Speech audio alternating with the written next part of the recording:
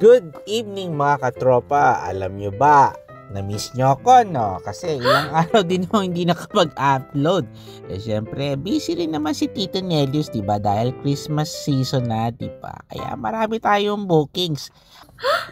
At eto pa, itong si aking best friend na si Michael, na aking neighbor na taga Germany, diba?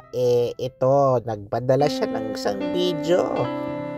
Nagdadrive siya sa Germany dito sa kanyang lugar at kaya talaga yung feeling ko ako ay nasa ibang bansa habang pinapanood ko to.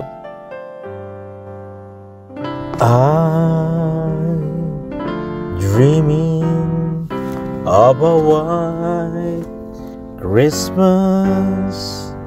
Wow! Just like the ones I used to know.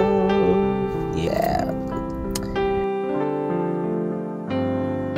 Where the treetops glisten and children listen to hear the sleigh bells in the snow.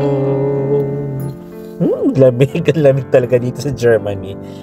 Akala nyo yung boses ko yung malamig, di ba? You know, Merry Christmas!